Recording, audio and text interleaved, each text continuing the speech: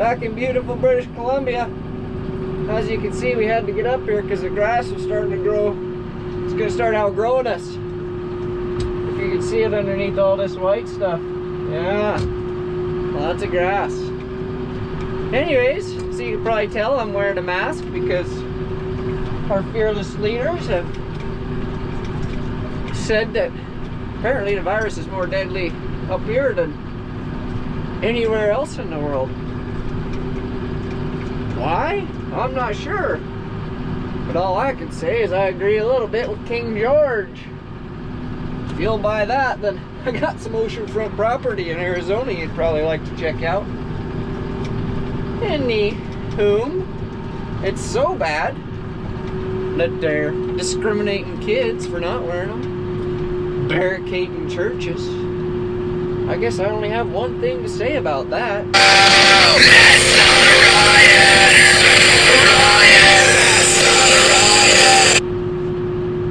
Just kidding. It'd look a lot better if I had hair. Put away your pitchforks and torches. We're not starting any riots.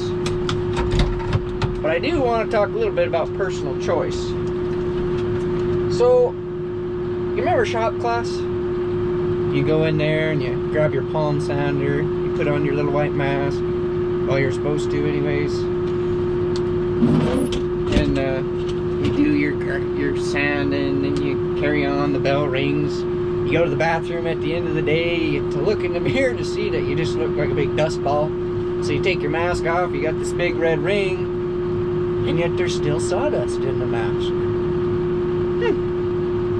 I'll let you do your own thinking on that one. But what about the next day when you're grinding? Say you were welding on a project and it looked like a goose flew over, dropped a bunch of dumplings on there, so you're like, you better clean that up before the teacher sees. Maybe I ought to pass this class. So you're over there with your face mask and you're grinding away, and yet slag is still hitting you in the face. Sparks and slag. I think you can probably see where I'm going with that. And the only reason I bring that up is because in all the miles that we traveled to get up here, I seen some interesting things. And one was a gentleman that had on a mask, a face shield, and some goggles. And I sort of thought he was joking, and I had a little giggle, but according to his face, I guess he wasn't joking. And my apologies. I didn't mean to be rude or disrespectful. I just thought it was kind of like them Spider-Man masks and stuff. I thought he was a joke, but apparently it wasn't. And that's what got me thinking about this was the reasoning. I think people were so scared, all they have in their mind is fear instead of actual facts and thoughts. Because these people in the news are telling us all these things. You know, if you look like Howie off of the Benchwarmers and you're sitting in your closet eating sunscreen, oh my god, lockdown and government good, sunshine, own thoughts, common sense bad. Yeah, you may want to get out and get some fresh air. Fresh air would do good. Maybe it'd activate that part of that thinker that says, you know, some of this just isn't quite adding up. And then you say, all right, smarty pants, then how's this thing spreading? Did we forget that we have these? What are these? These are fingers. We touch everything with them. I'm guilty. I go to the store, look at something that I think I want. Ooh, that's pretty nice. Wish I'd have that. Put it back on the shelf.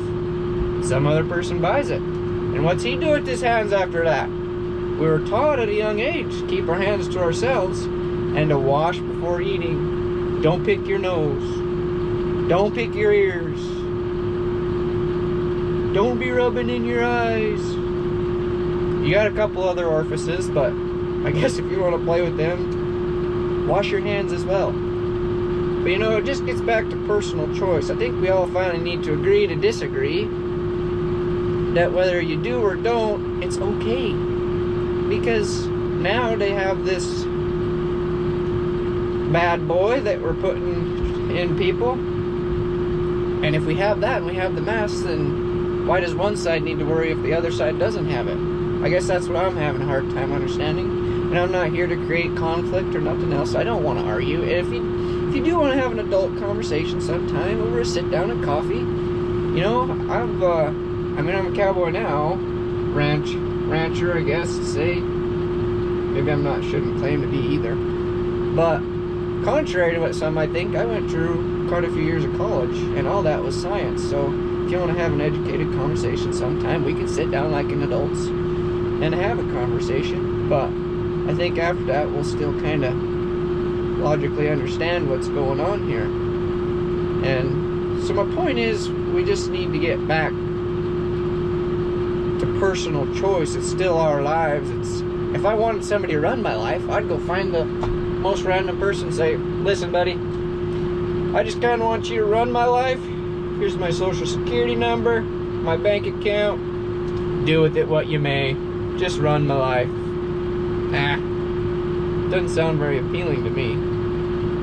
So why can't everything else be our decision? And now this is my opinion. This might be a little bit astray. Maybe I shouldn't say this, but why aren't we looking at things we can control? Like heart disease and diabetes. I mean, whatever happened to pneumonia and bronchitis and the flu? Where'd those go? But things like diabetes and heart disease that our government officials approve all this food that we eat, which somehow magically all has sugar in it. Why does it all have sugar in it?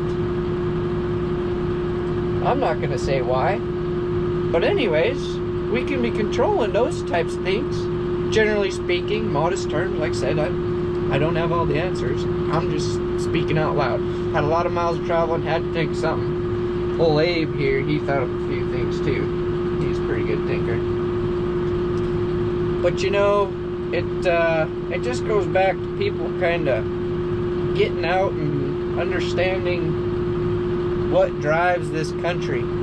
I don't think all this mass hysteria is worth shutting down the economy and crushing small businesses. That's called monopoly. That's what that's called. And maybe it's not. I don't know. It sounds good anyways. But why don't we have a choice anymore? That's what tickles my brain every once in a while. So it's food for thought, and it's things to ponder. And you know, we came through the border, and Frankie's got some funny videos of getting swabbed and everything else, and the people were very good. They were very kind this time getting across the border, and so it'll help you out getting across. You have to be tested before, you test when you get there. This is driving, and then you have to have a test 10 days after, and that's what we're doing, and it's not so bad. But here we are,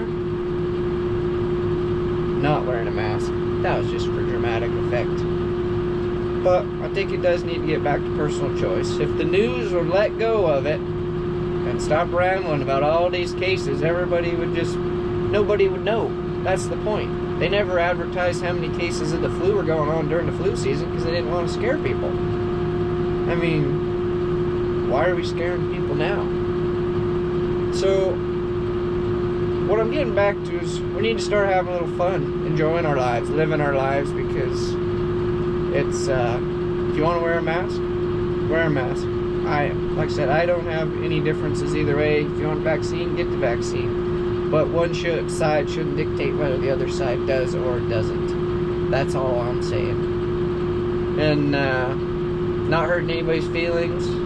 Don't want to create controversy. These are just my opinions. I've been sitting for a long time in a vehicle, and here I am again sitting in a tractor. But just wanted to share some foods for thoughts. But hope you guys stay tuned in with us this summer. We're gonna have a lot of fun. We're gonna have 1,000 head of yearlings coming, so we'll probably do a bit of doctrine, a bit of fencing, a bit of creek gaps, playing in the water, maybe some tree clearing, a bit more fencing. There's always fencing, but it should be fun. So hope you guys stay tuned in. We like to keep it real as possible, so here we are. And don't forget, in the meantime, to have a little fun yourselves, and don't forget how this is made.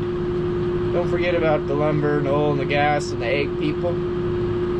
We're pretty much what drives this country. I know our fearless leaders think they do, but where would they be if they didn't have us? And that's something that you gotta think about. So thanks everybody. Here's a few more videos of my nose being tickled and having some sneeze fits. Some of you might get a kick out of that, but hope you enjoy.